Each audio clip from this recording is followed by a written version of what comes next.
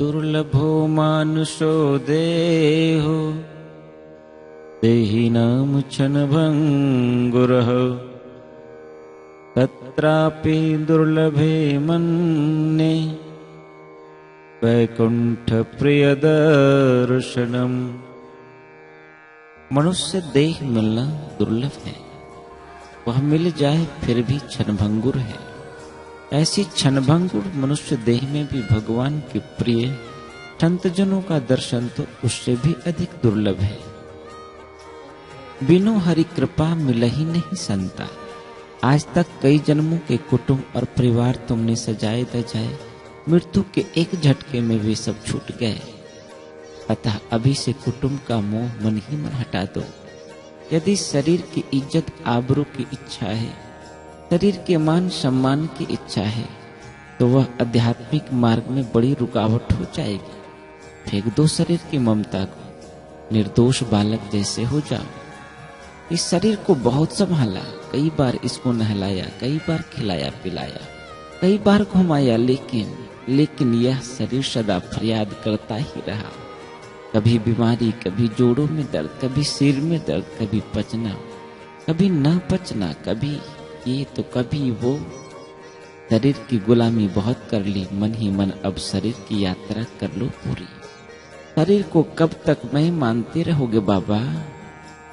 अब दृढ़ता पूर्वक मन ही मन अनुभव करते चलो कि तुम्हारा शरीर सागर के किनारे घूमने गया, बेंच पर बैठा सागर सौंदर्य को निहार रहा है। एक झटका सा लगा और तुम मर गए। कहीं बैठकर किसी को याद में खोए थे, मन ही मन उसे याद की मजा ले रहे थे कि अचानक तुम चल बसे। घर पर सिर दर्द हुआ या पेट में कुछ गड़बड़ी हुई, बुखार आया और तुम मर गए। तुम पूजा में बड़े मस्त थे, अगरबत्ती दिखाई, चंदन लगाई, ध्यान के लिए आंख हमेशा के लिए बंद आंख हो गई। रात्रि में सोने जा रहे थे, तभी लगा कि यमराज सामने खड़ा है। पाप की याद आने लगी, सभी को आवाज लगाई, पत्नी को, मित्रों को, संबंधियों को, पड़ोसियों को। वे लोग दौड़ते हुए आए, पूछा क्या हुआ, क्या हुआ? कुछ ही मिनटों में चल बसे। तुम रास्ते में बड़ी महंगी कार में सफर कर रहे थे, डिस्को गाना का मजा ले रहे थे। अचानक सामने गाड़ी से टकराई, दुर्घटना हुई, एक्सीडेंट हो गया और तुम मर गए। निश्चित ही कुछ न कुछ निमित्त बन जाएगा तुम्हारे मौत का, तुमको पता भी न चलेगा। अतः चलने से पहले एक बार चलकर देखो, मरने से पहले एक बार मर कर देखो, बिखरने से पहले एक बार बिखर कर देखो, टूटने से पहले एक बार टूट कर देखो, मिटने से पहले एक बार मिट कर देखो। माटी कहे कुम्हार से तू क्या रौंदे मोय, एक दिन ऐसा आएगा मैं रौंदूंगी तोय। अपने देह का अध्यास आज तोड़ना है। साधना के आखिरी शिखर पर पहुंचने के लिए आखिरी अड़चन है। देह की ममता को पार होना पड़ेगा, देह से आगे बढ़ना होगा। जब तक देह में आसक्ति बनी रहेगी, तब तक वासना विकार तुम्हारा पीछा न छोड़ेंगे। जब तक देहाध्यास बना रहेगा, तब तक प्रभु के गीत नहीं गूंज पाएंगे। आज तक अगले जन्मों के कई पिता रहे होंगे, माताएं रहे होंगी, कई रिश्ते नाते वाले रहे होंगे, उसके पहले भी कोई रहे होंगे, उसके पहले भी रहे होंगे, उसके पहले भी रहे होंगे। तुम्हारा लगाव देह के साथ जितना प्रगाढ़ होगा, उतना ये नाते रिश्ते का बोझ तुम पर बना रहेगा। देह का लगाव जितना कम होगा, उतना बोझ हल्का होगा। भीतर से देह की अहंता टूटी तो बाहर की ममता तुम्हें फंसाने में समर्थ नहीं हो सकती। भीतर से देह की आसक्ति टूट गई तो बाहर की ममता तुम्हारे लिए खेल बन जाएगी। हम वासी उस देश के जहां पार ब्रह्म का खेल, दिया चले अगम का बिन बात बिन तेल। तुम्हारे जीवन से फिर जीवन मुक्ति के गीत निकलेंगे। कल्पना करो कि तुम्हारे शरीर पर आज मौत उतर रही है। तुम्हारा शरीर ढीला हो रहा है, शरीर पूर्ण रूप से ढीला हो गया। किसी निमित्त से तुम्हारे प्राण निकल गए, तुम्हारा शव पड़ा है। लोग जिसको आज तक फलाना भाई, फलाना सेठ, फलाना साहब, फलाना बाबू कहते थे, उसके प्राण पखेरु आज उड़ गए। अब वह लोगों की नजरों में मुर्दा होकर पड़ा है। वैद हकीम ने हाथ धो लिए हैं। जिसको तुम इतना खिलाते पिलाते थे, जिसको तुम इतना पालते पोसते थे, जिसकी इज्जत आबरू को संभालने में व्यस्त थे, वो शरीर आज मरा पड़ा है सामने। तुम उसे देख रहे हो। भीड़ इकट्ठी हो गई। कोई सचमुच में आंसू बहा रहा है, कोई झूठ-मूठ में रो रहा है। लोग आए, पड़ोसी आए, मित्र आए, साथी आए, प्रेमी आए, स्नेही आए, मोबाइल से फोन किए जा रहे हैं, मैसेज भेजे जा रहे हैं। मृत्यु होने पर जो होना चाहिए वह सब किया जा रहा है। वह आखिर ममता है। देह की जिसको पार किए बिना कोई योगी सिद्ध नहीं बन सकता, कोई साधक ठीक से साधना नहीं कर सकता, ठीक से सौभाग्य को उपलब्ध नहीं हो सकता। यह अंतिम अड़चन है, उसे हटाओ। अर्थी के लिए बांस मंगवाए जा रहे हैं, तुम्हें नहलाने के लिए घर के अंदर ले जा रहे हैं। एक बड़ी थाल में सब को नहलाते हैं, लेकिन वह चेतना कहाँ? जिस शरीर ने कितना कितना कमाया, कितना कितना महल बनाया, गाड़ी खरीदा, बैंक बैलेंस किया, या कितना कितना खाया, कितना कितना सजाया, कितना कितना दिखाया, वह शरीर आज सौ हो गया, आज वो मुर्दा हो गया। एक श्वास लेना उसके बस की बात नहीं। जिंदगी में जितना कमाया वह सारा रुपया किसी डॉक्टर को दे दे, तब भी वह डॉक्टर बेचारा उस मुर्दे में प्राण फूंक नहीं सकता। जीवन में जितनी सर्टिफिकेट कमाई, वह सर्टिफिकेट अगर प्रधानमंत्री या राष्ट्रपति के चरणों में रखकर कहे कि मेरी पूरी जिंदगी का कमाए प्रमाण पत्र है, इसे रखकर 2 मिनट की जिंदगी बढ़ा दीजिए, वह प्रधानमंत्री या राष्ट्रपति कुछ नहीं कर सकता। जिंदगी में जितना पैसे कमाए, वह किसी के चरणों में रखकर बोले कि मुझे थोड़ा सा जिंदगी बढ़ा दीजिए, तो वो भी कुछ नहीं कर सकता। मित्र को धन्यवाद देना उसके बस की बात नहीं। एक संत फकीर को हाथ जोड़ना उसके बस की बात नहीं। आज भगवान के सामने हाथ जोड़ना उसके बस की बात नहीं है भैया। जिनके लिए तुम रात्रियां जगे थे, जिनके लिए तुमने मस्तक पर बोझ उठाया था, वे सब अब पराये हो गए। जिनके लिए तुमने पीड़ाएं सही, वे सब तुम्हारे कुछ नहीं रहे। तुम्हारे इस प्यारे शरीर की हालत, आहा, जीते जी मरने का अनुभव कर लो भैया। तुम्हारा शरीर वैसे भी मरा हुआ है, इसमें रखा ही क्या है। अर्थी पर पड़े 100 पर लाल कपड़ा बांधा जा रहा है, गिरती हुई गर्दन को संभाला जा रहा है, पैरों को अच्छी तरह रस्सी बांधी जा रही है, कहीं रास्ते पर मुर्दा गिर न जाए। गर्दन के इर्द गिर्द भी रस्सी के चक्कर लगाए जा रहे हैं। अर्थी बनाने वाला बोल रहा है तू उधर से खींच, दूसरा बोलता है मैंने इधर खींचा, तू गांठ मार। वाह रे मेरे भैया, लेकिन यह भी गांठ कब तक रहेगी? रस्सियां भी कब तक रहेगी? अभी जल जाएगी और रस्सियों में बांधा हुआ 100 भी जलने जा रहा है। धिक्कार है इस नश्वर जीवन को, धिक्कार है नश्वर की देह की ममता को, धिक्कार है इस शरीर के अध्यास और अभिमान को। आज तुम्हारा सेठ ऑफिसर बाबू के लिस्ट में की सूची में था, अब वह मुर्दे के लिस्ट में आ गया। हो गया तुम्हारे पूरे जीवन की उपलब्धियों का अंत। आज तक तुमने जो कमाया था वह तुम्हारा न रहा। आज तक तुमने जो जाना था वह मृत्यु के झटके में छूट गया। हाय रे हाय मनुष्य तेरा श्वास, हाय रे हाय तेरी कल्पनाएं, हाय रे हाय तेरी नश्वरता, हाय रे हाय मनुष्य तेरी वासनाएं। आज तक इच्छा कर रहा था, इतना पाया है, इतना पाऊंगा, इतना जाना है, इतना जानूंगा, इतनों को अपना बनाया है, इतनों को अपना बनाऊंगा, इतनों को सुधारा है, औरों को सुधारूंगा। 10-5 आदमी सेवा के हेतु आए हैं। उन लोगों को पता नहीं कि बेटे तुम्हारी भी यही हालत होने वाली है। अपने को कब तक अच्छा दिखाओगे? अपने को समाज में कब तक सेट करते रहोगे? सेट करना ही है तो अपने परमात्मा में सेट क्यों नहीं करते? दुनिया का बनकर देख चुका, भगवान का बनकर देख जरा। प्रभु भक्ति में कितनी खुशियां हैं, इस राह पे चलकर देख जरा। फंस कर माया के बंधन में कई जन्म यूं ही बर्बाद किए, अब शरण में गुरुवर की आकर नित नाम सुमिर कर देख जरा। दूसरों की शव यात्रा में जाने का नाटक करते हो, ईमानदारी में शव यात्रा में जाया करो, अपने मन को समझाया करो। तेरी भी यही हालत होने वाली है, तो भी इसी प्रकार आने वाला है, इसी प्रकार जलने वाला है। बेईमान मन तो आरती में भी ईमानदारी नहीं रखता, जल्दी करवा रहा है, घड़ी देख रहा है, ऑफिस जाना है, दुकान पर जाना है। अरे आखिर में तो शमशान में ही जाना है।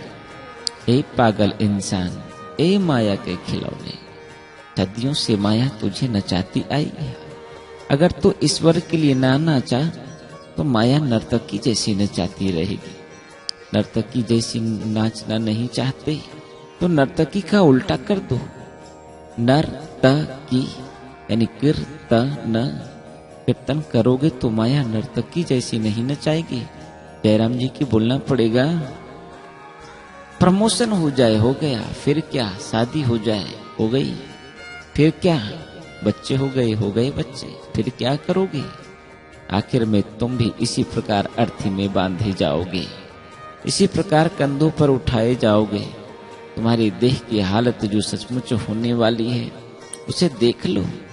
इस सनातन सत्य से कोई बच नहीं सकता। तुम्हारे लाखों रुपये तुम्हारी सहायता नहीं कर सकते, तुम्हारे लाखों परिचय तुम्हें बचा नहीं सकते। इस घटना से तुम्हें गुजरना ही होगा। अभी से ज्ञान की आंखों के द्वारा जरा निहार लो। प्रेमन मुसाफिर निकलना पड़ेगा, काया कोठी खाली करना पड़ेगा। आया है सो जाएगा, राजा रंग फकीर। तुम्हारा सो उठाया जा रहा है। घर से बाहर अर्थी जा रही है, लोगों ने अर्थी को घेरा, 4 लोगों ने उठाया है, 4 लोगों के साथ में है। राम राम, राम बोलो भाई, राम राम। 4 ड्राइवर, 1 सवारी, उसके पीछे जनता भारी। सभी लोग बोल रहे हैं राम नाम सत्य है, सबका यही गत्य है। तुम्हारी यात्रा हो रही है, उस घर से तुम विदा हो रहे हो जिसके लिए तुमने कितने प्लान बनाए थे। उस द्वार के लिए सदा के लिए जा रहे हो भैया। इस घर को बनाने के लिए तुमने ईश्वरीय घर का त्याग कर रखा था। दुनिया कहे मैं दूरंगी, पल में पलटी जाऊं, जो सुख में सोए रहे वाह को दुखी बनाऊं। अर्थी वाले बड़े तेजी से भागे जा रहे हैं, पीछे पीछे 100 आदमी, 200 आदमी, किसी में कुछ तो किसी में कुछ, किसी में थोड़ा, किसी में बहुत। वे आपस में बात कर रहे हैं।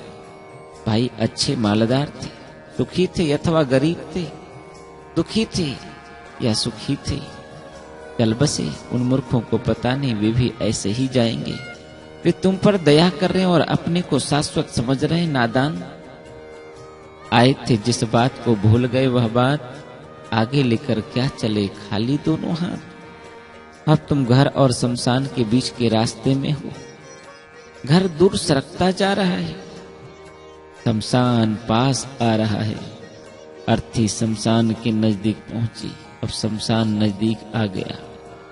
तकून करने के लिए वहां बच्चों के बाल बिखरे जा रहे हैं। लड्डू लाए थे, साथ में कुत्तों को खिलाए जा रहे हैं। जिसको पास बहुत जल्दी वे लोग वहां से खिसक रहे हैं, बाकी लोग तुम्हें वहां ले जाते हैं और जहां तुम्हें सभी को जाना होता है। घास की गड्डियां, नारियल की जटाएं, माचिस, घी और बत्ती संभाली जा रही है। तुम्हारा अंतिम स्वागत करने के लिए चीजें यहाँ लाई गई हैं। अंतिम विदा, अलविदा। अपने शरीर को तुमने हलवा, पूरी, मिठाई, पता नहीं क्या क्या खिलाकर पाला था। रूखी सूखी रोटी खिलाकर टिकाया था। इससे अब क्या फर्क पड़ता है, गहने पहनकर जिए या बिना गहने के जिए, इससे क्या फर्क पड़ता है। आखिर में तो वह अग्नि के द्वारा ही संभाला जाएगा। माचिस से तुम्हारा स्वागत होगा। इस शरीर के लिए तुमने कितने पाप संताप, इसी शरीर के लिए तुमने लोगों के दिल दुखाए। इस शरीर के लिए तुमने जितना सदैव कृपा पाया हुआ ईश्वर के संबंध तोड़ा। लो देख लो अब क्या हो रहा है। चिता पर पड़ा है वह शरीर। ईश्वर को छोड़कर तूने बहुत कुछ पकड़ा, मगर आज तक मृत्यु के एक झटके में सब कुछ हर बार छूटता आया है। हजारों बार तुझसे छुड़वाता गया है और इस जन्म में भी छुड़वाता जाएगा। तो जरा सावधान हो जा मेरे भैया। चिता पर सुला दिया गया, दिया सलाई दान में दी, बात पूरी हो गई। लोग अब जाने को आतुर हैं। अब चिता को आग लगाओ, बहुत देर हो गई, जल्दी करो जल्दी करो। इशारे हो रहे हैं, वही तुम तेरे मित्र थे, तुझसे कह रहे थे बैठे रहो, तुम मेरे साथ रहो, तुम्हारे बिना चैन नहीं पड़ता। अब वही कह रहे हैं जल्दी करो, आग लगाओ, हम जाएं। अरे जान छोड़ो हमारी। वाहरे संसार, वाहरे संसार के मित्रों, वाहरे संसार के रिश्ते नाते, थैंक यू, धन्यवाद। तुम्हारा पोल देख लिया, प्रभु को मित्र ना बनाया तो यही हाल होने वाला है। नारियल की जटाओं में घी डालते हैं, ज्योति जलाते हैं, तुम्हारे बुझे हुए जीवन को सदा के लिए नष्ट करने हेतु ज्योति जलाई जा रही है। यही ज्ञानी गुरु का ज्योति नहीं है, यह सदगुरु की ज्योति नहीं है, यह तुम्हारे मित्रों की ज्योति है, जिसके लिए तुम पूरा जीवन तो खो रहे थे। वे लोग तुम्हें यह ज्योति देंगे जिनके पास जाने के लिए तुम्हारे पास समय न था। उन सदगुरु की ज्योति तुमने देखी भी नहीं है भैया। लोग ज्योति जलाते हैं, सिर की तरफ लकड़ियों के बीच जो घास है उसे ज्योति का स्पर्श कराते हैं।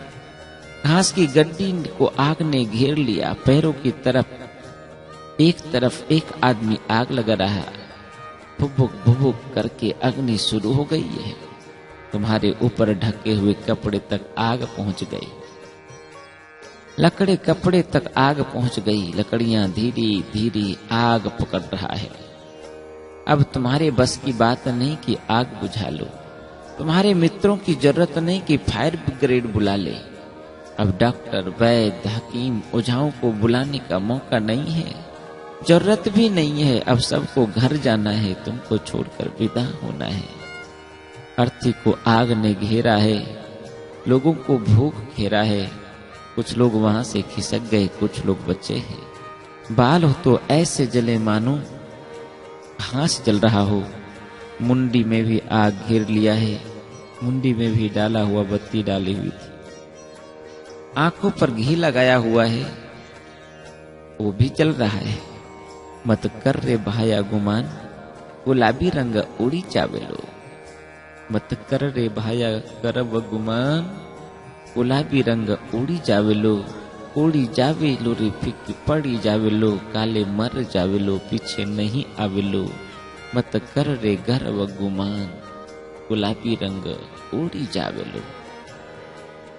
तुम्हारे सारे शरीर को शमशान की आग ने घेर लिया है। एक ही क्षण में उससे अपने भोग को स्वीकार कर लिया है। सारा शरीर काला पड़ गया है, कपड़े जल गए, कफन जल गए, चमड़ी जल गई, चर्बी को आग स्वाहा कर रही है, खोपड़ी तड़का देने को उत्सुक हो रहा है। ओहो, कितना संभाला था इस शरीर, कितना प्यारा था। वाह, जरा से किडनी बिगड़ गई तो अमेरिका तक दौड़ थी, अब तो पूरी देह बिगड़ी जा रही है। कहाँ तक दौड़ोगे, कब तक दौड़ोगे? तब लोग घर गए, एक दिन बीता, दूसरा दिन बीता, तीसरे दिन लोग शमशान पहुंचे। चिमटे से इधर उधर ढूंढकर अस्थियां इकट्ठी कर ली, डाल रहे तुम्हें एक डब्बे में बाबा। खोपड़ी के कुछ टुकड़े, जोड़ों में कुछ हड्डियां मिल गई, जो पकी पकी थी वो मिली, बाकी भस्म हो गई। करीब 1-8 किलो फूल मिल गए, उन्हें डब्बे में डालकर मित्र के घर ले गए। समझाने वालों ने कहा हड्डियों के घर में न लाओ, बाहर रखो, दूर कहीं किसी पेड़ की डाली पर बांध लेकर घर जाएंगे। उसे घर में न लाओ, अपशकुन है।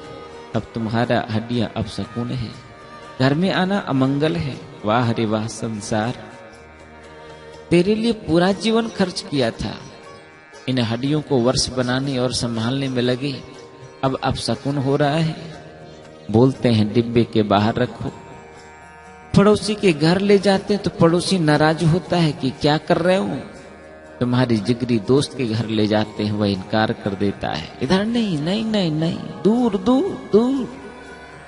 तुम्हारी हड्डियां किसी के घर में रहने लायक नहीं है, किसी के मंदिर में भी रहने लायक नहीं है। अरे भैया, लोग बड़े चतुर हैं, सोचते हैं अब इससे क्या मतलब है। दुनिया के लोग तुम्हारे साथ नाता और रिश्ता कब तक संभालेंगे? जब तक तुमसे उनको कुछ मिलेगा, हड्डियों से मिलना क्या हो जाएगा। इसलिए किसी ने कहा, छोड़कर संसार जब तू जाएगा, कोई न साथी तेरा साथ निभाएगा। यह श्वास का नहीं भरोसा, ना जाने कब रुक जाए। यह तन में बहुत बीमारी, ना जाने कब ढल जाए। पछताएगा कोई न साथी तेरा साथ निभाएगा। देख लो अपनी कीमती जीवन की हालत। जब बिल्ली दिखती है तब कबूतर आंखें बंद करके मौत से बचना चाहता है, लेकिन बिल्ली उसे चट कर देती है।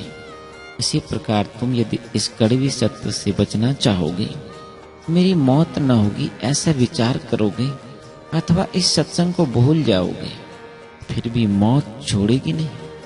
इस सत्संग को याद रखना बाबा, मौत के पार कराने की कुंजी वह देता है तुम्हें। तुम्हें अहंकार और ममता तोड़ने के लिए युक्ति दिखाता है, ताकि तुम साधना में लग जाओ। इस राह पर रख दिए तो अपनी मंजिल तक पहुंच जाओ। कब तक रुके रहोगे? हजार हजार रिश्ते और नाते तुम रिझाते आए हो। अब तुम्हारी अस्थियां गंगा में पड़े, उससे पहले अपना जीवन ज्ञान की गंगा में बहा देना। तुम्हारी अस्थियां पेड़ पर टंगी, उससे पहले तुम अपने अहंकार को टांग देना। परमात्मा की अनुकंपा में परमात्मा रूपी पेड़ पर अपना अहंकार लटका देना। फिर जैसी उस प्यारे की मर्जी हो, उस परमात्मा की मर्जी हो, उस दाता की मर्जी हो, नचा ले, और उसकी मर्जी हो दौड़ा ले। मौत के बाद अपनी सब पराये हो गए। तुम्हारा शरीर भी पराया हो गया, लेकिन तुम्हारी आत्मा आज तक पराई नहीं हुई। हजारों मित्रों ने तुमको छोड़ दिया, लाखों कुटुंबियों ने तुमको छोड़ दिया, करोड़ों करोड़ों शरीर ने तुमको छोड़ दिया, लेकिन तुम्हारा आत्मदेव तुमको कभी नहीं छोड़ता। संगी साथी चले गए, कोई न निभियो साथ, कह नानक एहि विपत में एक टेक रघुनाथ। शमशान में विवेक और वैराग्य होता है। बिना विवेक और वैराग्य के तुम्हें ब्रह्मा जी का उपदेश भी काम न आएगा। बिना विवेक और वैराग्य के तुम्हें साक्षात्कारी महापुरुष पूर्ण सद्गुरु मिल जाए, फिर भी तुम्हें इतनी गति न करवा पाएंगे।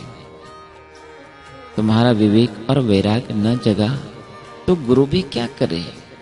विवेक और वैराग्य जगाने के लिए कभी कभी शमशान में जाते रहना, कभी घर में ही मन को शमशान की यात्रा करवा लेना। चल यौवन चल सुचल धन, चल वैभव चल दे, चला चली के वक्त में भला भली कर ले। ज्ञान की ज्योति जगने दो, भक्ति के कपोले निकलने दो। इस शरीर ममता को टूटने दो। शरीर की ममता टूटेगी तो अन्य नाते रिश्ते सब भीतर से ढीले हो जाएंगे। अहंता ममता टूटने पर तुम्हारा व्यवहार प्रभु का व्यवहार हो जाएगा। जैसे जैसे संसार छूटेगा, वैसे वैसे अपने लक्ष्य परमात्मा के नजदीक होगा। मरो मरो सब कोई कहे, मरना न जाने कोई। एक बार ऐसा मरो कि फिर मरना न होए। एक बार उस संसार के लिए मर गए, तो तुम्हारा बोलना प्रभु का बोलना हो जाएगा, तुम्हारा देखना प्रभु का देखना हो जाएगा, तुम्हारा जीना प्रभु का जीना हो जाएगा। केवल भीतर की अहंता तोड़ देना, बाहर की ममता में रखा भी क्या है। देहाभिमाने गलते विज्ञाते परमात्मनि, यत्र यत्र मनोयते तत्र तत्र समाधय, देहम छता जिनी दशा वर्ते देहातीत, ते ज्ञानी नाम चरणयाम हो वंदन अगणित। संसार तेरा घर नहीं, 2-4 दिन रहना यहाँ, कर याद अपने राज्य निष्कंटक जहां। स्वामी राम सुखदास जी के संग में मुझे रहने का मौका मिला था। उनके संग में जो मुझे अनुभव मिला, ओहो, उनके जैसे संत तो मुझे आज तक कहीं नहीं मिले। इतने परम ज्ञानी, परम विरक्त, एक वाणी उनकी इतनी सुंदर होती कि हृदय को स्पर्श कर जाता था। उनको देखकर ही वैराग जग जाता था। वो सदैव कहा करते थे, हे नाथ, हे मेरे नाथ, मैं तुझको भूलूं नहीं। स्वामी राम तीर्थ प्रार्थना किया करते थे, हे प्रभु, मुझे मित्रों से बचाओ, मुझे सुखों से बचाओ। मित्र हमारे समय खा जाते हैं, सुख हमारा समय खा जाता है, वे हमें बेहोशी में रखते हैं। जो करना है वह रह जाता है, जो नहीं करना है उसे संभालने में ही जीवन खप जाता है। श्री सीताराम सीताराम। ओम शांति शांति। ओम ओम ओम ओम ओम ओम। तुम्हारे शरीर की यात्रा हो गई पूरी। मौत को भी तुमने देखा। मौत को देखने वाले तुम दृष्टा कैसे मर सकते हो। मौत कई बार आकर शरीर को झपट गई। तुम्हारी कमी मृत्यु नहीं हुई, केवल शरीर बदलते आए। एक योनि से दूसरी योनि में, दूसरी योनि से दूसरी योनि में यात्रा करते आए। साधक वह है जो 1000 विघ्न आए तो भी न रुके, लाख प्रलोभन आए तो भी न फंसे, 1000 भय के प्रसंग आए तो भी भयभीत न हो, और लाख धन्यवाद मिले तो भी अहंकारी न हो। बाधाएं कब बांध सकी आगे बढ़ने वालों को, विपदाएं कब रोक सकी है पथ पे चलने वालों को। उसका नाम साधक है। साधक को अनुभव होना चाहिए। हमें रोक सके ये जमाने में दम नहीं, हमसे जमाना है, जमाने से हम नहीं। ध्रुव को माता ने रोका तो ध्रुव अपने लक्ष्य पर अटल रहते हुए अपनी मां को ठुकरा दिया। प्रहलाद के पिता ने रोका तो प्रहलाद के पिता ने बात को ठुकरा दिया। वह भगवान के रास्ते चल पड़ा। मीरा को पति और परिवार ने रोका तो मीरा ने उनकी बात को ठुकरा दिया। राजा बलि के तथाकथित गुरु ने रोका तो राजा बलि ने उनकी बात की सुनी अनसुनी कर दी। ईश्वर के रास्ते में चलने पर यदि गुरु भी रोकता है तो गुरु की भी बात को भी ठुकरा देना, पर ईश्वर को नहीं छोड़ना। ऐसा कौन गुरु है जो भगवान के रास्ते चलने से रोकेगा? वह निगुरा गुरु है। ईश्वर के रास्ते चलने में यदि कोई गुरु रोके, तुम भले राजा को याद करके कदम आगे रखना। यदि पत्नी रोके तो राजा भर्तृहरि को याद करके पत्नी की ममता को ढकेल देना। यदि पुत्र और परिवार रोकता है तो उन्हें ममता की जाल समझकर काट देना। ज्ञान कैंची से ईश्वर के रास्ते, आत्म साक्षात्कार के रास्ते चलने में दुनिया को अच्छा से अच्छा व्यक्ति भी आड़े आता हो। आहा, जाके प्रिय न राम वैदेही, तजिए ताहि कोटि समय यद्यपि परम सनहि। ज्ञानी सूली चढ़े तो भी परेशान नहीं होते। प्रसिद्धि के बदले अप्रसिद्धि मिल जाए, सम्मान के बदले अपमान हो जाए, जहर दिया जाए, सूली पर चढ़ा दिया जाए, फांसी पर लटका दिया जाए, फिर भी ज्ञानी भक्त योगी वैरागी अंदर से दुखी नहीं होते। प्रभु श्री राम की तरह हमेशा समता के साम्राज्य में रहते हैं, क्योंकि ये जानते हैं कि संसार में जो भी सुना नहीं के बराबर है, सब स्वप्न है। श्री रामचरितमानस में भगवान शंकर कहते हैं, उमा कहूँ मैं अनुभव अपना, तत हरि भजन जगत सब सपना। ढलता हुआ सूरज जाते जाते एक छोटा सा संदेश देकर जाता है। जब अंधकार होने वाला है तो मनुष्य को सूर्य से शिक्षा लेकर जीवन रूपी सूर्यास्त होने के पूर्व प्रभु स्मरण और धर्म ध्यान रूपी दीप जला लेना चाहिए। जिंदगी में केवल पैसा ही मत कमाते रहना, साथ में पुण्य भी कमाओ, ताकि जिंदगी के बाद भी जिंदा रहो।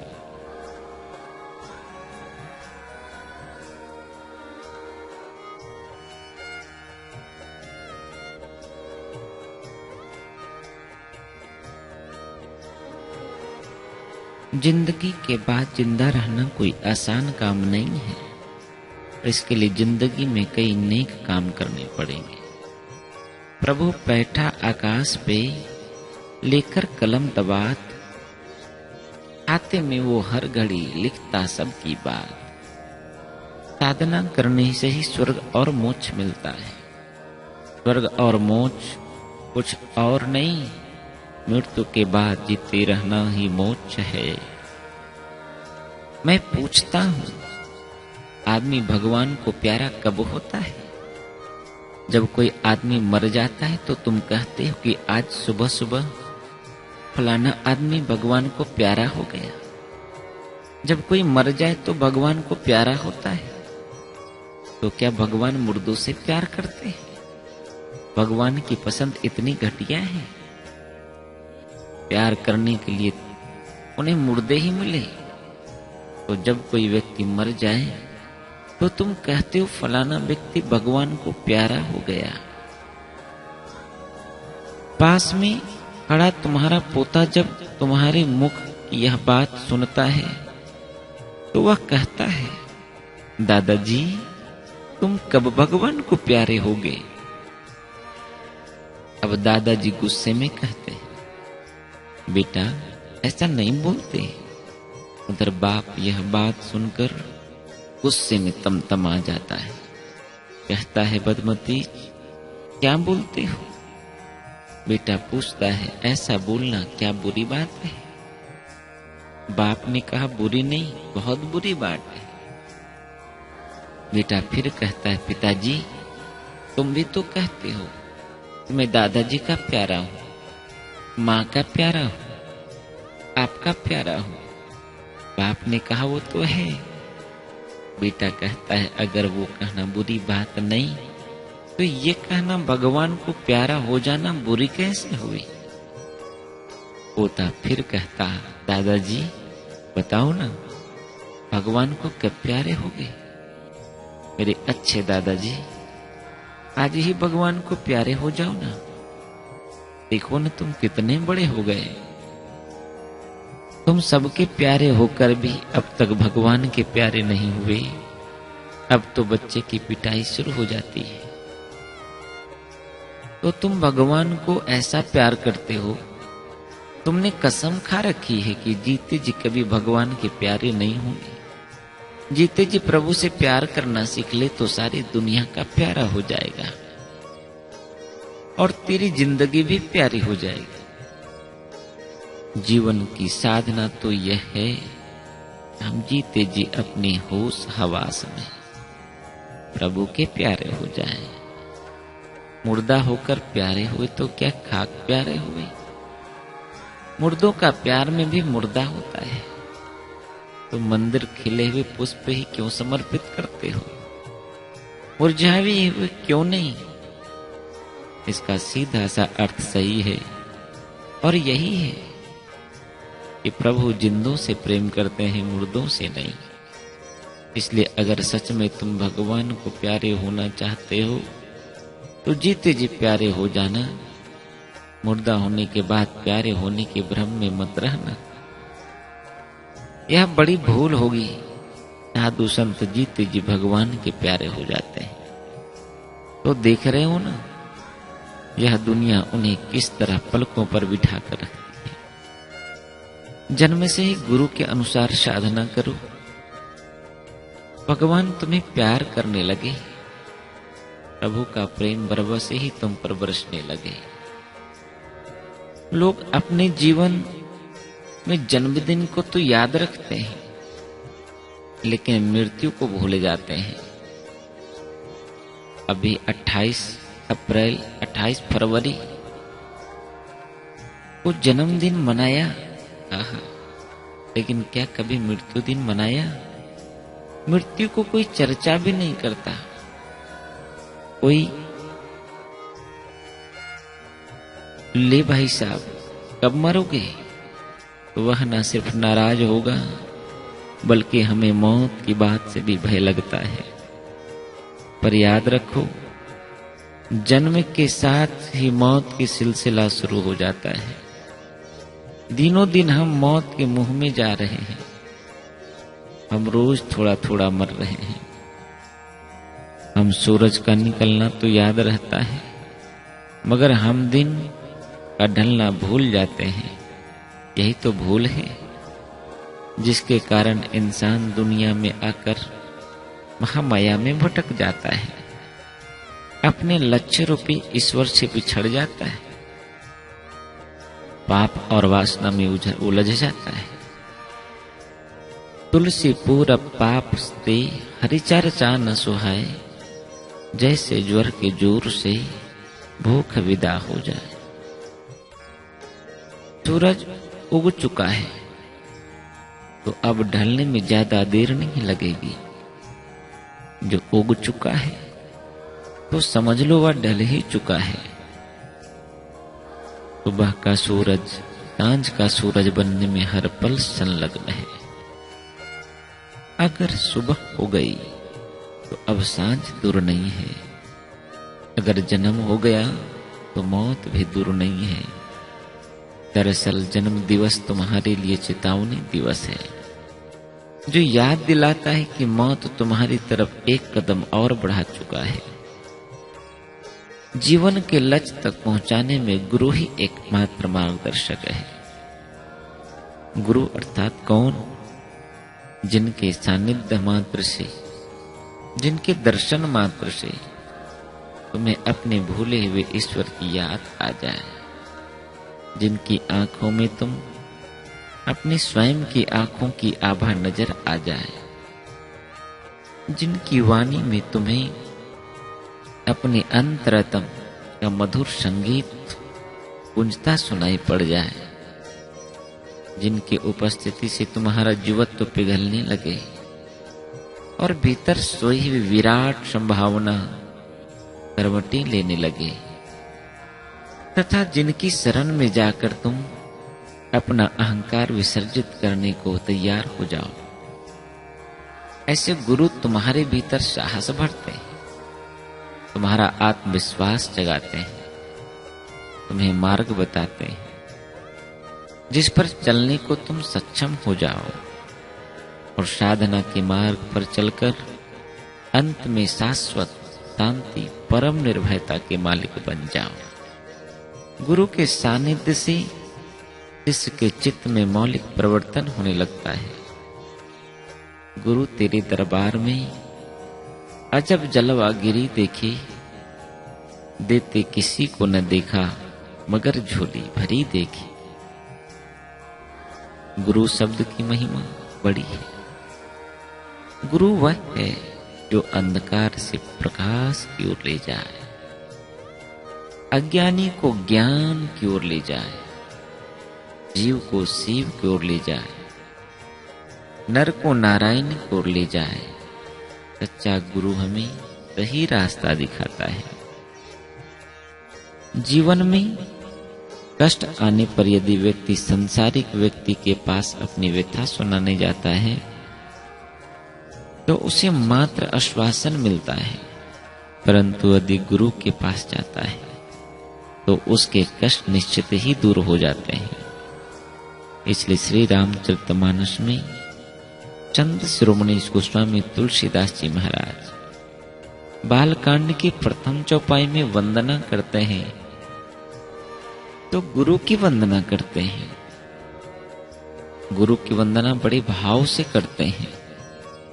बंदौ गुरु पद पद्म परागा, तुरुचि सुबास सरस अनुरागा। अमिय मुरी में चूरन चारु, तमन सकल भवरुच परिवारो। मैं गुरु महाराज के चरण कमलों में रज की वंदना करता हूं, जो सुरुचि, सुगंध तथा अनुराग रूपी रस से परिपूर्ण है, जो अमरमूल संजीवनी जड़ी का सुंदर चूर्ण है, जो संपूर्ण भाव रोगों के परिवार को नाश करने वाला है। ऐसे भी जब हमारे शरीर के पेट में कब्ज हो जाता है तो हम बाजार से आंवला, हरड़, बहेरा का समभाग चूर्ण मिलाकर त्रिफला चूर्ण सुबह शाम सेवन करते हैं। कब्ज समाप्त हो जाता है और हमारा शरीर स्वस्थ हो जाता है। उसी प्रकार हमारे जीवन में अज्ञान, अंधकार रूपी कब्ज हो जाता है। गुरु चरण रज जो सुगंध और अनुराग रूपी रस से पूर्ण है, वह संजीवनी जड़ी का सुंदर चूर्ण है, जो गुरु कृपा से प्राप्त होता है। वह चूर्ण प्राप्त कर हम अपने जीवन के अज्ञान रूपी कब्ज का नाश कर सकते हैं। जैसे ज्ञान सीखने के लिए अध्यापक की आवश्यकता होती है, उसी प्रकार आत्मविद्या पाने के लिए गुरु की आवश्यकता होती है। चिंता से आनंद की ओर ले जाए, जन्म मरण के चक्कर से मुक्ति की ओर ले जाए, उसे सद्गुरु कहते हैं। संसार सागर से पार जाने के लिए गुरु ही एकमात्र आधार है। सत्य के संकट में मार्ग में गुरु के सिवाय और कोई उचित मार्ग नहीं दे सकता। गुरु ही सच्चा राह दिखा सकते हैं। भगवान श्री रामचंद्र जी इस संसार में जब आए तो गुरु वशिष्ठ के चरणों में जाकर संकेत किया, हे नर, तू नारायण से मिलना चाहते हो तो हे भक्त, तू भगवान से मिलना चाहते हो तो गुरु के शरण में जाओ। भगवान श्री कृष्ण जब इस संसार में आए तो गुरु संदीपनी के चरणों में जाकर सबको संदेश दिया, हे जीव, तो शिव से मिलना चाहते हो तो गुरु के चरणों में जाओ। एक बार रामकृष्ण परमहंस जी के पास तत्वज्ञानी तोतापुरी जी महाराज आए और कहा, रामकृष्ण, तुम मुझसे दीक्षा ले लो। रामकृष्ण जी ने कहा, मुझे मां काली का नित्य दर्शन होता है, तो मुझे आपकी दीक्षा की क्या आवश्यकता है। तोतापुरी जी महाराज मुस्कुराते हुए कहा, जाओ मां काली से पूछ लेना कि मैं दीक्षा लूं या नहीं। जब रामकृष्ण परमहंस जी मां काली का दर्शन करने गए तो मां काली से बड़ी प्रेम से पूछा, हे मां, तोतापुरी जी महाराज मुझे दीक्षा देना चाहते हैं तो क्या करूं। मां काली ने कहा, हे पुत्र, जाओ दीक्षा ले लो और मंत्र जप कर तत्विता बनो, फिर जहां रहोगे वहीं दर्शन दे दिया करेंगे। रामकृष्ण परमहंस विधिवत तत्वज्ञानी तोतापुरी जी महाराज से दीक्षा ग्रहण कर उनकी कृपा का अधिकारी बनकर तत्वज्ञानी बन गए। उन्हीं के शिष्यों में से एक शिष्य स्वामी विवेकानंद हुए, जो विश्व धर्म सम्मेलन में जाकर ऐसा दिव्य प्रवचन सुनाया जो अपने भारत को विश्व गुरु के स्थान पर खड़ा कर दिया। जो बात दवा से नहीं होती वो दुआ से हो जाती है। मिल जाए अच्छे गुरु तो बात खुदा से हो जाती है। शिष्य 4 प्रकार के होते हैं। उत्तम शिष्य पेट्रोल जैसा, जो गुरु के उपदेशों को तुरंत पकड़ लेता है। दूसरा शिष्य कपूर जैसा, जो गुरु के स्पर्श से अंतरात्मा जागृत होती है। तीसरा शिष्य कोयले जैसा, जिसका अंतरात्मा को जागृत करने के लिए गुरु को काफी तकलीफ उठानी पड़ती है। और चौथा शिष्य केले के तने के जैसा होता है, जिसके लिए किए गए सारे प्रयास व्यर्थ होते हैं। गुरु कितना भी करे वह ठंडा और निष्क्रिय रहता है। बाप बेटे से बोलता है, तू जरा ग्राहक से निपट ले। सच्चा बाप तो वह है जो मौत से निपटने की कला बता दे। इसलिए तो कहते हैं, जीव के सच्चे बाप तो सद्गुरु होते हैं। शरीर के माँ बाप तो बाहर के होते हैं, लेकिन आत्मा परमात्मा की जागृति के माई बाप तो भगवान के प्यारे संत होते हैं, जो मनुष्य की प्रतीति से ऊपर उठकर प्राप्ति में डालते हैं। दीक्षा 3 प्रकार की होती है। एक मांत्रिक दीक्षा, दूसरी शांभवी दीक्षा और तीसरी होती है स्पर्श दीक्षा। ब्रह्मवेता गुरुदेव अपने परमात्मा भाव में बैठकर शिष्य को वैदिक मंत्र देते हैं। शिष्य जिस केंद्र में रहता है, उस केंद्र में जाने की कला जानने वाले गुरुदेव वहां बैठकर जब गुरु मंत्र देते हैं, तो शिष्य के स्वभाव में रूपांतर होता है। दीक्षा से शिष्य को कुछ न कुछ अनुभव होना चाहिए। उस समय नहीं तो 2-4 दिन बाद कुछ न कुछ तो होना ही चाहिए। पानी पिया तो प्यास बुझेगी ही, भोजन खाया तो भूख मिटेगी ही, सूरज निकला तो अंधकार मिटेगा ही। ऐसे ही मंत्र मिला तो पाप मिटने का अनुभव होगा ही। हृदय में रस का अनुभव होगा ही। ऐसे गुरु तो दुनिया में कई मिल जाते हैं, लेकिन रामानंद जी जैसे सदगुरु, कबीर जी जैसे सत शिष्य, अष्टावक्र जी जैसे सदगुरु, जनक जी जैसे सत शिष्य, सुखदेव जी जैसे सदगुरु और परीक्षित जैसे सत शिष्य जब मिलते हैं, तब काम बन जाता है। रामकृष्ण जैसे सत शिष्य और तोतापुरी जैसे सदगुरु, विवेकानंद जैसे सत्शिष्य और रामकृष्ण जैसे सदगुरु हो, तब काम बन ही जाता है।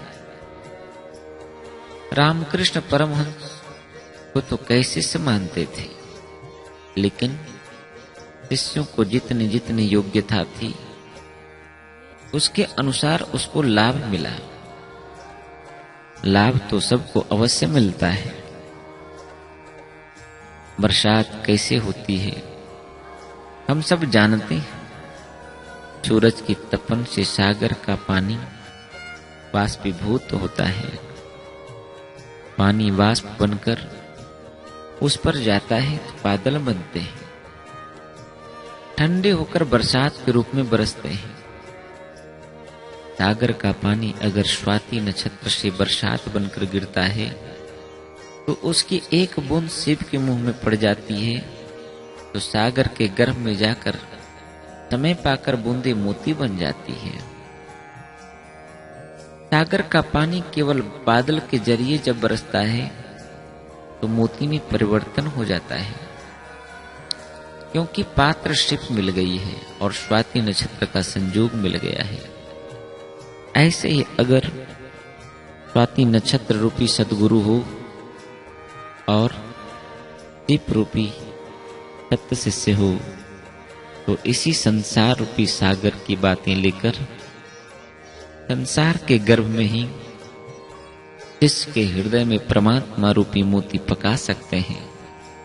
वे महापुरुष है तो वही सागर का पानी बादल बनकर बरसता है तो कहीं गंगा बनता है, कहीं जमुना, कहीं नर्मदा बनता है, कहीं गोदावरी, कहीं कोई नदी नाला, कहीं सरोवर, कहीं बांध। वह पानी सागर में बरसता है तो खारा बन जाता है, और स्वाति नक्षत्र में सीप के मुंह में पड़ता है तो मोती बन जाता है। सत्संग तो बरसात है। बरसात का जल सीप के मुंह में गिरे तब भी सफल है, और किसी पहाड़ी पर गिरे तब भी सफल है। बरसात कभी व्यर्थ नहीं जाती। और जगह तो ठीक है, लेकिन डगर की सड़क पर जहां कोई खेती वेती नहीं होती, वहां बरसात पड़ती है तो गोबर और डीजल के दाग तो धुलते ही हैं।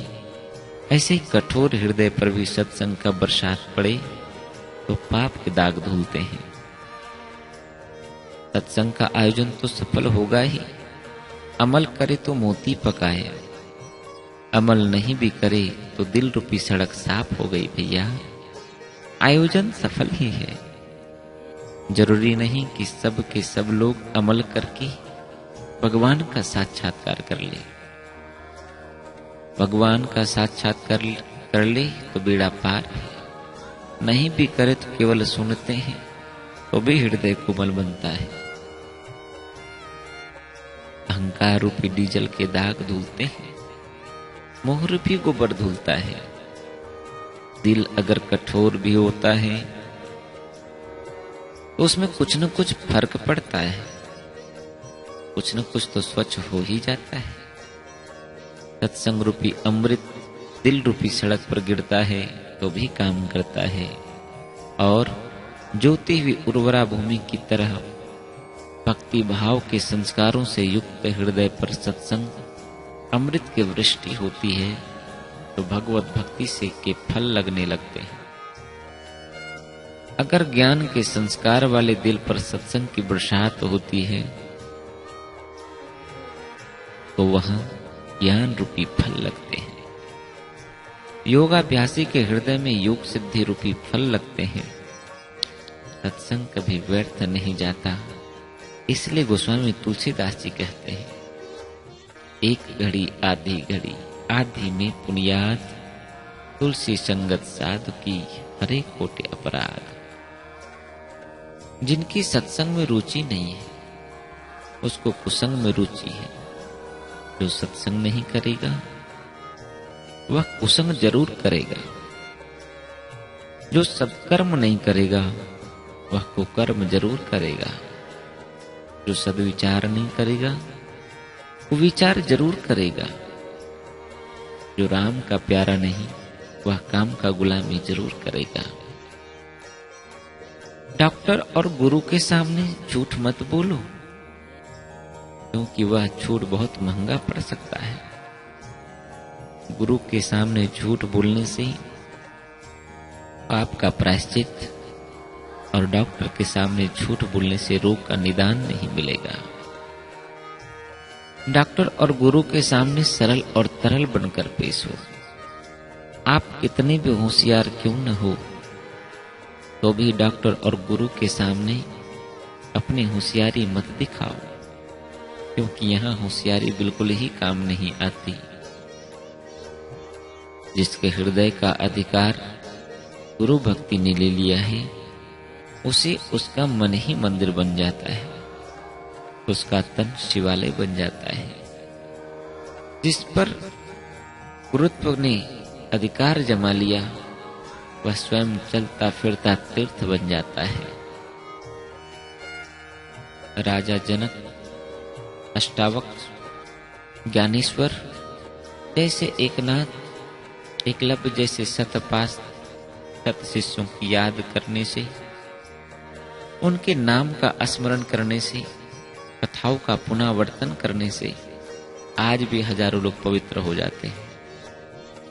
संत ज्ञानेश्वर महाराज की गुरु भक्ति सुनकर अच्छे से अच्छे संत, वक्तागण तथा उत्तम प्रकार के गुरु भक्त भी द्रवित हो जाते हैं। विज्ञानेश्वर महाराज धन्य है, उनका अंतःकरण धन्य है। जो गुरुत्व को झेल सका, गुरुत्व को समझ सका। अन्यथा बाह्य शुद्धि बाहरी समझ में तो ऐसी होती है मानो विष पर चाशनी का लेप। जैसे पेट क्षुधा पीड़ित हो और बाहर पेट पर अन्न का लेप कर दिया जाए, भीतर यदि काम, क्रोध, लोभ और द्वेष की अग्नि हो तो बाहर शुद्धि पवित्रता व्यर्थ हो जाती है। गुरु भक्ति से पितरी विकार नष्ट हो जाते हैं। गुरु सेवा से तन पवित्र हो जाता है। गुरु की कृपा से कटाक्ष से मन पवित्र हो जाता है। यदि काम पर विजय प्राप्त करनी हो तो देह की नश्वरता पर विचार करो। मृत देह को देखो, शव पर विचार करो। रोगी शरीरों की हालत देखो। लोभ को जीतना हो तो कमाए हुए धन को दान करो। मोह को पराजित करना हो तो विवेक से काम लो। अहंकार को विसर्जित करना हो तो अपने से श्रेष्ठ व्यक्ति को देखो। धन के अहं को जीतने के लिए अपने से अधिक धनी को देखो। विद्या के अहं को जीतना हो तो अपने से बड़े विद्वान को देखो। अपनी बुद्धि और चालाकी का अधिक गुमान हो तो अपने से अधिक चालाक लोगों में रहो। परंतु इन सब प्रयासों से दूर जिसे सद्गुरु की प्राप्ति हो गई, जिसे गुरु भक्ति रूपी संजीवनी मिल गई, उसे काम दूर करने के लिए अलग से कोई उपाय नहीं करना पड़ता। क्रोध दूर करने के लिए भी अतिरिक्त उपाय करना आवश्यक नहीं। तीर्थों में स्नान करने से एक फल मिलता, परंतु यदि कोई गुरु भक्त मिल जाए तो उसके सानिध्य में रहे तो 4 फल मिलते हैं। गुरु भक्त के सानिध्य मात्र से धर्म, अर्थ, काम, मोक्ष इन चारों के दरवाजे खुल जाते हैं। किसी गुरु भक्त से मित्रता करके देखिए, वह आपको धर्म के मार्ग पर ले जाएगा। उसका स्वभाव होता है वह आपको धार्मिक बनाकर ही छोड़ेगा। आपको ढूंढ नास्तिक न रहने देगा। सच्चा गुरु भक्त आपको मिले तो धर्म का द्वार ही खोल दे। सच्चा गुरु भक्त ही संतत्व को प्राप्त होता है। संतों जैसा वेश बनाकर बैठ जाने वाले साधक संतत्व को प्राप्त नहीं होते। तीर्थ नहाए एक फल, संत मिले फल 4, सदगुरु मिले अनंत फल, कहत कबीर विचार। ऐसे कोई संत मिल जाए, ऐसे कोई गुरुवर मिल जाए तो हमें समझ में आएगा कि हम अब तक तो धुआं ही चाट रहे थे, पानी पिलो रहे थे कि मक्खन निकलेगा। हीरो की धुन में पत्थर चुनकर व्यर्थ का भार उठाए फिर रहे थे। परमहंस रामकृष्ण देव की परीक्षा लेने एक पंडित आए। रामकृष्ण की मस्ती देखकर वे चकित हो उठे। उनका ऐश्वर्य आनंद देखकर वापस लौटते हुए उन्होंने रामकृष्ण जी के शिष्यों की गदगद कंठ होकर कहा, गाड़ियां भरी जा सके इतने ग्रंथों का अध्ययन मैंने किया है, पर आज जाना कि मैं तो व्यर्थ बोझ उठाए हूं। अमृत तो आपके रामकृष्ण जी पी रहे हैं और उनकी कृपा प्रसाद का स्वाद आप लोग पा रहे हैं। हम तो मस्तिष्क में पुस्तक बोझ भरे हुए पंडित हो गए। पुस्तक पढ़ पढ़कर गुरु बन जाने में कोई सार नहीं। ऐसे निगुरे गुरुओं को तो कोई आवश्यकता नहीं। आजकल समाज में ऐसे किताबी गुरुओं की बड़ी भारी भीड़ हो गई है। कोई सदगुरु का प्यारा मिल जाए तो चारों पुरुषार्थ के द्वार खुल जाए।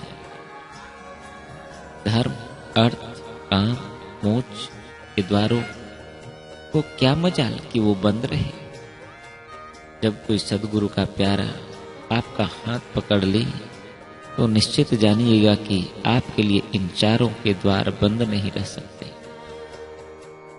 सत शिष्य का सानिध्य इतना लाभ पहुंचा सकता है, और जब यह सत शिष्य सद्गुरु बनता है तब उसमें अनंत फल देने का सामर्थ्य अद्भुत हो जाता है।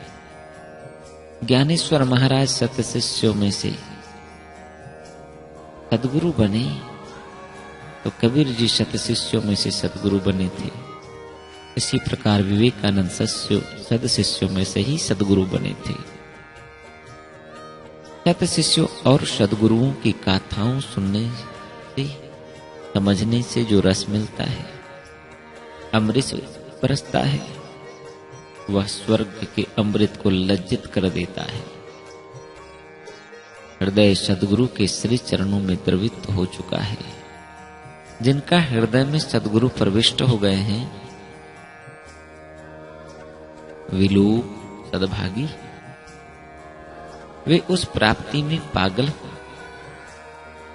अर्थात जिन्होंने गल को पा लिया, जो गुरु के ज्ञान को पाले, जो शास्त्रों को सार को पाले, सही पागल कहते हैं। मीरा को पागल कहने वाले लोग सड़गल कर मरे, उसका नाम हम सब नहीं जानते, पर मीरा पागल कहने वाले की कथा हर भक्तों के मुंह में है। हम तो कहते हैं एक बार मीरा जैसी पागल बनकर तो देखो कि हरी रस की प्यालियां कैसे पी जाती है। ध्यान मूलम गुरुर मूर्ति, पूजा मूलम गुरुर पदम, मंत्र मूलम गुरुर वाक्या, मोक्ष मूलम गुरुर कृपा। निजानंद निज गुरु की कृपा को पहचान कर गुरु बन गए। ज्ञानदेव गुरु कृपा का परिचय पाकर गुरुत्व को उपलब्ध हो गए। देवगढ़ के दीवान साहब जनार्दन स्वामी के शिष्य एकनाथ जी ने गुरु भक्ति में हंसते हंसते, गुरु प्रेम में रोते रोते जो प्राप्त किया, वह बड़े बड़े योगी भी नहीं पा सके। योगी तो आंखों को दबाकर, नाक कान को विविध प्रकार से परेशान करके, अनेकों प्रकार की साधनाएं एवं न जाने कितना परिश्रम करता है, तब कहीं जाकर मन शांत होता है। एकनाथ का मन तो गुरु सेवा से ही शांत हो जाता था। गुरु के स्मरण से उनका हृदय पवित्र हो जाता था। उस पावन हृदय में हजारों हजारों शिष्यों को हृदय को पवित्र कर दिया। संत एकनाथ के आश्रम में एक विधवा स्त्री का पुत्र रहता था। वह पूरन पूड़ी खाने का इतना शौकीन था, लोग उसका वास्तविक नाम ही भूल गए थे। उसे पूरन पूड़ा के नाम से पुकारने लगे थे। यही उसका नाम रख लिया गया। वह विशेष पढ़ा लिखा न था, परंतु वह सेवा और श्रद्धा के बल के गुरु कृपा का अधिकारी बन गया था। संत एकनाथ के आश्रम में बहुत वैभव था, खूब धन संपत्ति था।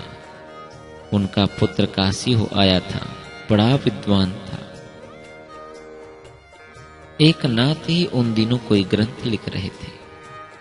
उन्होंने अपने शिष्यों से कहा, इन ग्रंथ की पूर्णाहुति कदाचित मैं न कर सकूं, उससे पूर्व मेरा शरीर शांत हो जाएगा। आप लोग मेरे पुत्र को यह ग्रंथ पूरा करने के लिए दे देना, परंतु मुझे आशा नहीं है कि वह इसे पूरा कर सकेगा, कारण कि वह मुझे पिता मानता है, गुरु नहीं मानता। शास्त्री हो गया है, विद्वान है, फलस्वरूप बुद्धि की गुत्थियां बड़ी हैं, परंतु हृदय का प्रसाद वह झेल नहीं सका है। अतः मेरा ग्रंथ पूरा करने में समर्थ नहीं। इसके बावजूद तुम प्रयास तो करना। जब बात उसके वश के बाहर हो जाए, तब मेरे शिष्य पूरन पूड़ा को ग्रंथ पूरा करने के लिए दे देना। एकनाथ जी अंतरंग शिष्य यह सुनकर दंग रह गए। बोले, गुरुजी, यह आप क्या कह रहे हैं? उसको भात नहीं भाता, दाल भली नहीं लगती, रोटी खिचड़ी आदि नहीं भाती, हलवा तक नहीं अच्छा लगता, केवल पूरन पूड़ी को खाता है, पूरा बुद्धू है, तब वह ग्रंथ किस प्रकार पूरा कर सकेगा। संत एकनाथ जी ने कहा, अन्य सभी विषयों में वह बुद्धू है, परंतु गुरु भक्ति में वह सर्वप्रथम है। भले ही वह पढ़ने में अंगूठा छाप है, परंतु गुणातीत मस्ती को झूलने की क्षमता को प्राप्त कर चुका है। उसके हृदय के द्वार खुल चुके हैं। द्वार ही क्या खुले, पूरा दीवार की दीवार हट गई।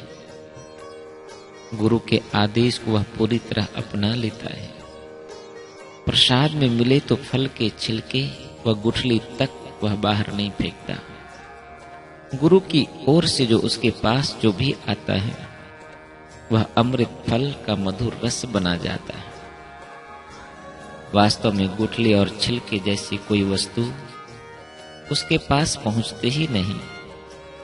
गुरु कृपा से उसे इतना अधिक पवित्र बना चुकी है कि वह ग्रंथ पूरा कर सकेगा। वास्तव में वह भी ऐसा ही पूरन पूड़ा विधवा स्त्री का वह पुत्र जो पूरन पूड़ी खाने में अपनी बेढंगी आदत के कारण अपना नाम तक खो बैठा था, अपने एक दिव्य स्वभाव के कारण महत्वपूर्ण हो गया। उस पवित्र आदत में सभी बेढंगी आदतें दब गई। सद्गुरु के प्रेम का ऐसा प्रवाह उठा जिसमें उसकी समस्त मूर्खताएं तिरोहित हो गई। अंतोगत्वा वह ग्रंथ उसी ने पूरा किया। ऐसे कितने ही अनपढ़ शिष्य तर गए, अनेकों मूर्ख शिष्य पार उतर गए। विद्वान गुरु भाई देखते ही रह गए। एक बार शंकराचार्य तोटक की प्रतीक्षा कर रहे थे कि वह आ जाए तो पाठ आरंभ करे। तीनों विद्वान शिष्यों ने कहा, गुरुजी, वह तो कुछ भी याद नहीं रख सकता, वह तो नितांत बुद्धू है, मूर्ख है, उसकी राह क्या देखनी है, आप तो हमें ही सिखाइए। शंकराचार्य से रहा न गया। उन्होंने कहा, भले ही वह लौकिक बुद्धि में बुद्धू है, परंतु अलौकिकता में तोटक, मेरा वह तोटक तुम सबसे पीछे, तुम्हें वह बुद्धू दिखाई देता है, पागलों। अरे ओ तोटक, इन लोगों ने अब तक जितना पढ़ा है उसे गाते गाते आ, अब जो पढ़ने वाले हैं वह सब भी गुनगुनाता हुआ आ। तोटक आ। तोटक के हाथ में तो बर्तन मांजने की राख थी, परंतु तत्क्षण उसकी जीभ पर सरस्वती बैठ गई। कहा, गुरु कृपा ही केवलम परम शिष्य मंगलम। आत्मा का आनंद तो गुरु परंपरा से ही मिलता है, गुरु प्रसाद से मिलता है। बुद्धिमता से रस प्रकट नहीं हो सकता। पूछ कर देखी किसी वैज्ञानिक को, गुरु कृपा प्राप्त कर सत्य शिष्य को जो स्वाद आता है, वह स्वाद कभी वह विज्ञान से प्राप्त कर सका है? आप बड़े से बड़े वैज्ञानिक को खोज लाइए अथवा बड़े से बड़े दार्शनिक को ले आइए और उनसे पूछिए कि सद्गुरु का कोई सत्य शिष्य जो लुत्फ उठाता है, उसे मजे की जानकारी भी है क्या आपको? सत्य शिष्य जो आनंद लूटता है, चरम सीमा पर पहुंचा हुआ वैज्ञानिक भी उस आनंद से परिचित नहीं है। विज्ञान के सभी साधन एकत्रित करके जो सुख व्यक्ति ले सकता है, वो गुरु कृपा से प्राप्त सुख के आगे नितांत तुच्छ है। शिष्य के हृदय में जो सुख छा जाता है वह तरलोक के साम्राज्य में भी मिलना सुलभ नहीं। ऐसे सद्गुरु तुम्हारे भीतर साहस भरते हैं, तुम्हारा आत्मविश्वास जगाते हैं, तुम्हें मार्ग बताते हैं जिस पर चलने को तुम सक्षम हो जाओ। अंतर्मुख होकर अनंत की यात्रा पर चल पड़ो और अंत में शाश्वत शांति और परम निर्भयता के मालिक बन जाओ। गुरु के सानिध्य से शिष्य के चित्त पर मौलिक परिवर्तन होने लगता है। गुरु के चित्त में अपार शक्ति होती है, क्योंकि उनका चित्त सूक्ष्मता और व्यापकता की पराकाष्ठा पर पहुंचा हुआ होता है, जबकि शिष्य का चित्त अभी भौतिकता के पास में फंसा हुआ होता है। शिष्य अभी अपने भीतर जिस ईश्वरत्व को गुरु की पारदर्शी दृष्टि देख लेती है, शिष्य को उसके ईश्वरत्व में जगने गुरु सहायता करते हैं। संप्रेषण शक्ति की वर्षा करके शिष्य के रोम रोम को पुलकित कर देते हैं। रसोई सीखने के लिए आपको सिखाने वालों की आवश्यकता पड़ती है। विज्ञान सीखने के लिए आपको प्राध्यापक की आवश्यकता पड़ती है। यही नहीं, कोई भी कला सीखने के लिए आपको गुरु चाहिए, तो क्या आत्मविद्या सीखने के लिए गुरु की आवश्यकता नहीं है? सत्य के संकटमय मार्ग में आपको गुरु के सिवाय कोई उचित मार्गदर्शन नहीं दे सकता। गुरु कृपा के परिणाम अद्भुत होते हैं। आपके दैनिक जीवन में संग्राम में गुरु आपको मार्गदर्शन देंगे और आपका रक्षण करेंगे। गुरु ज्ञान प्रदर्शक। गुरु को प्रणाम करो, क्योंकि वे आपको ईश्वर के पास ले जाते हैं। अपने गुरु से मंत्र की दीक्षा लो, इससे आपको सत्प्रेरणा मिलेगी। आप उच्च स्थिति में पहुंच सकेंगे। गुरु आपके बदले साधना नहीं करेंगे, साधना तो आपको ही करनी पड़ेगी। गुरु के चरणामृत से संसार सागर सूख जाता है और मनुष्य आवश्यक आत्म संपत्ति प्राप्त कर सकता है।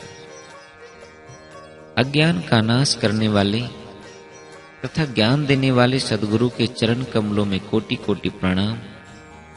आप महान विद्वान तथा धनवान हो, फिर भी गुरु और महात्माओं के समक्ष आपको बहुत ही नम्र होना चाहिए।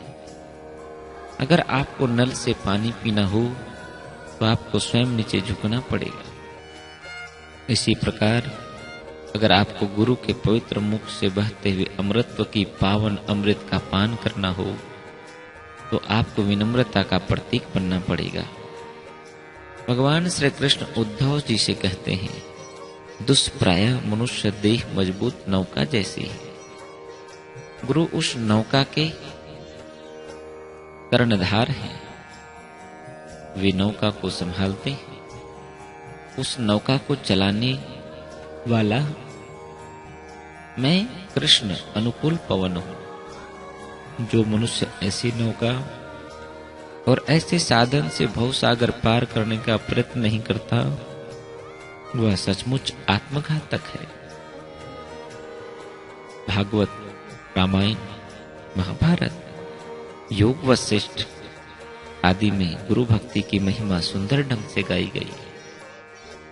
हर रोज उन ग्रंथों का अभ्यास करो, आपको उनसे प्रेरणा मिलेगी। जो लोग नियमित रूप से सत्संग करते हैं उनमें ईश्वरीय और शास्त्रों, श्रद्धा, गुरु एवं ईश्वर के प्रति प्रेम तथा भक्ति का धीरे धीरे विकास होता है। आज से यह संकल्प करो कि अब से अश्लील पुस्तकें नहीं पढ़ूंगा। अब तक भटका था, अब नहीं भटकूंगा। अपने लक्ष्य की ओर इस पुस्तक से कम 5 बार अवश्य पढ़ना और अपने प्रभु को हाथ जोड़कर गुरु के मार्गदर्शन में चलकर जीवन सफल बनाना। जिनके सच्चे गुरु का सत्संग और अध्यात्म विद्या का लाभ मिल जाता है, उसके जीवन से दुख विदा होने लगते हैं। जयराम जी की हिम्मत करो, इसे बार बार सुनना, रख मत देना। इस पुस्तक को पढ़ना और इस आवाज को सुनना, बार बार सुनना। एक दिन में पूर्ण नहीं होगा, बार बार अभ्यास करो, मन का कचरा पट्टी निकल जाएगा। सुनना, खूब सुनना। शाबाश मेरे वीर, तुम्हारा वीर, मेरे प्यारा वीर। जरूर सुनना, बार बार चिंतन करते रहना, चिंतन करते करते डूब जाना।